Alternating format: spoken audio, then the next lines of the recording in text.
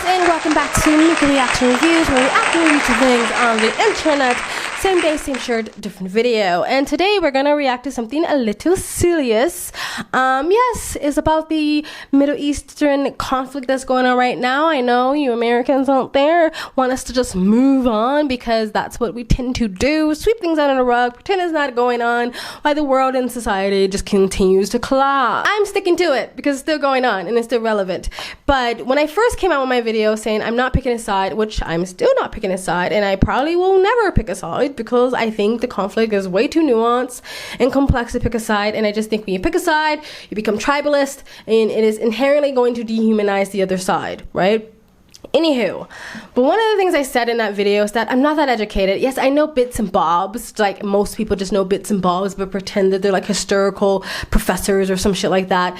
I know bits and bobs, and I'm not that educated about the historical conflict between Israel and Palestine, so I don't think I should speak on it that much. But then I thought, well, Shamika, it is the age of information and I do have access to the internet, so I should probably educate myself.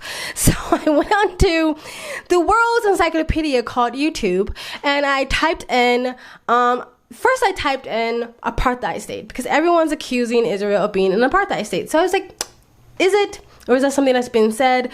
But I came across two videos that I want to react to. I'm not going to react to both of them in this video, just one, and then I'll react to the other one in a separate video. But let me tell you, it was very hard to find any video that just gave you the facts and didn't have a bias or wasn't leaning or didn't have any political agenda. It was very fucking hard because everyone's doing that these days. But I did stumble upon one video that I already kind of watched, but I'll rewatch it again. So this is like me just watching it with you, and we are educating ourselves about how it started.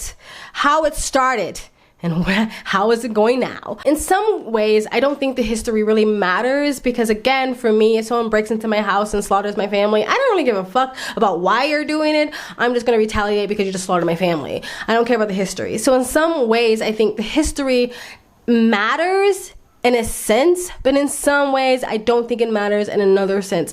It's like when you try to debate somebody about this conflict and they keep bringing up the history, and it's like, yeah, okay, but we're talking about right now. So it's the same thing when like you try to talk about like black or white issues or oppression or victimization in America, and you're like, okay, but what about 2023? And everybody keeps going back to slavery. In some ways it does matter, but in other ways it don't matter. It doesn't matter anymore.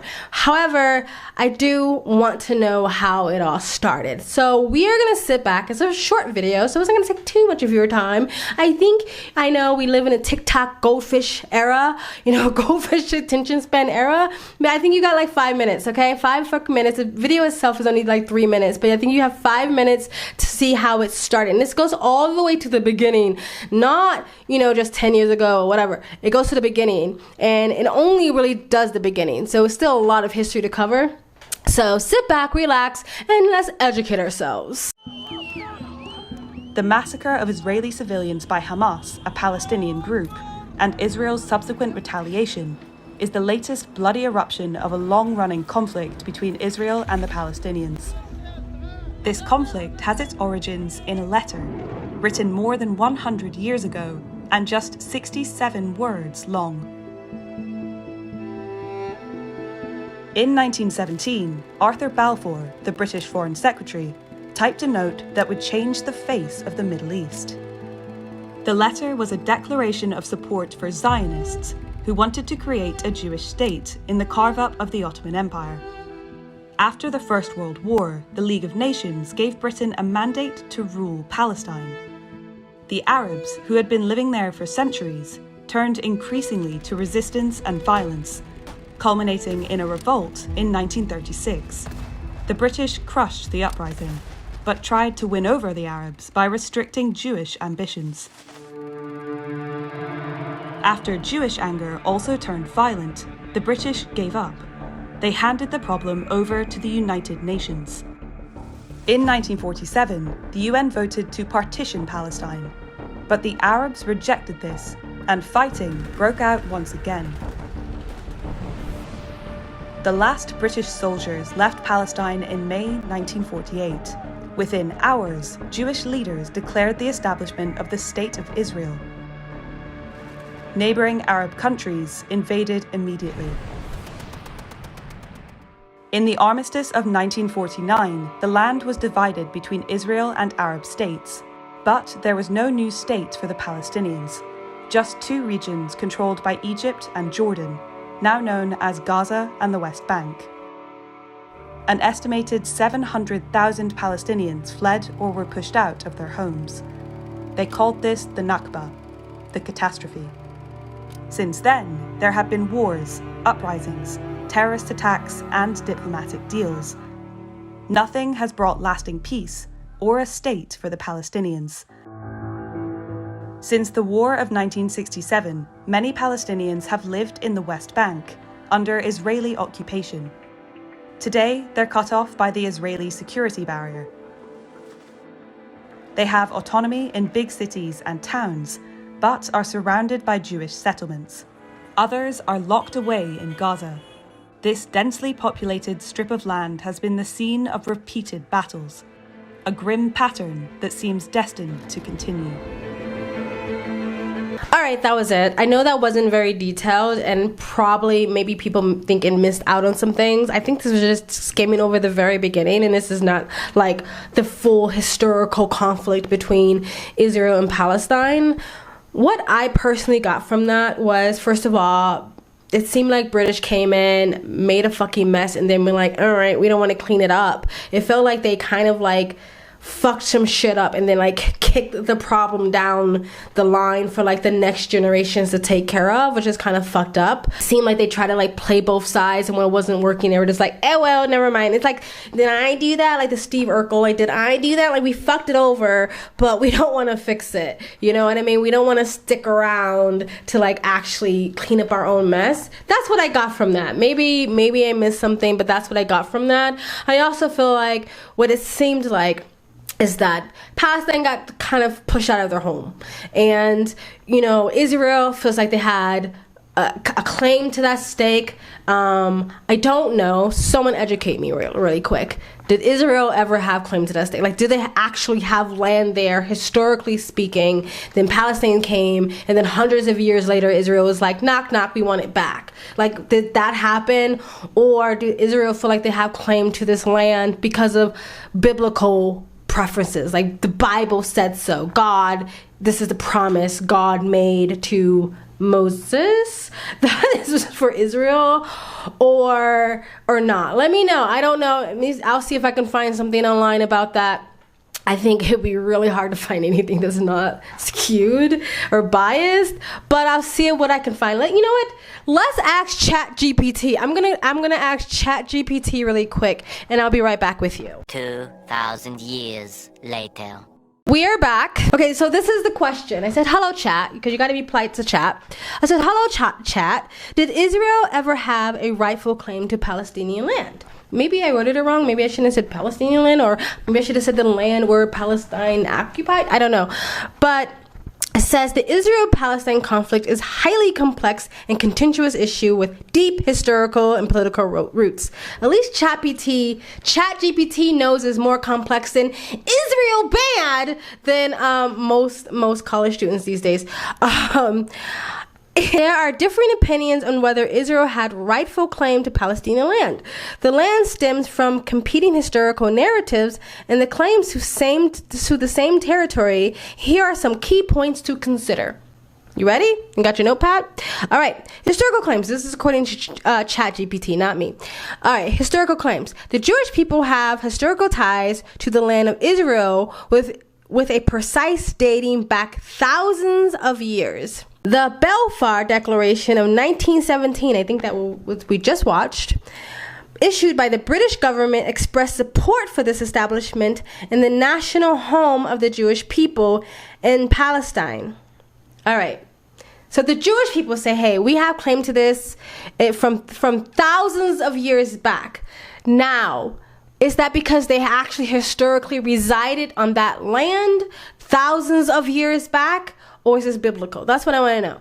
All right, so the next one is Palestine claims. Palestine claims Palestinians have lived in this region for generations and have their own historical and cultural ties to this land. The majority of Palestinians oppose the idea of a Jewish state, and this is why it leads to conflict between Jewish and Arab communities. All right, so Palestinians have been there for generations and generations. I have to say this. Let's say you're living in America, you've been living in America for like forever, right? You've been living in America for generation after generation after generations. And let's say like Native Americans came and like killed all the Americans. They were just like, this is our land. We were here thousands of years ago. You came and took our land, so now we're gonna slaughter you. Does it make it okay though? Like the people who lived in this land for generations, do they really care that thousands of years ago you occupied this land?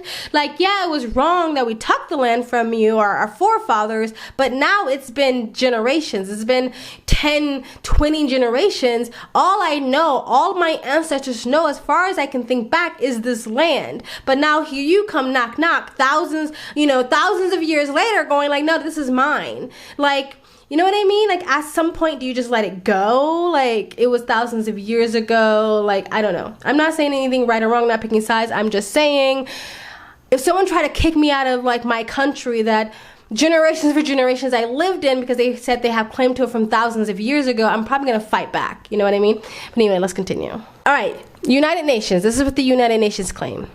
Go the UN, because the British kicked it down to the UN and said the UN now have to take care of this because we made a mess and a big oopsie.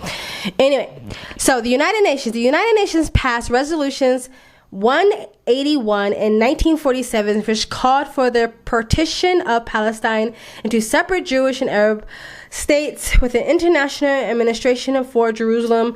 The establishment of Israel in 1948 was based on this resolution, but it was rejected by many Arab states in Palestine. So no, not everybody agreed to this. Again, this is what we already saw in the video. Ongoing disputes. The status of Jerusalem borders, refugees, and settlements have been major points of contention between Israelis and Palestinians. There have been multiple wars and numbers of attempts of peace negotiations with no final resolutions to the conflicts as of my last knowledge update from January 2022.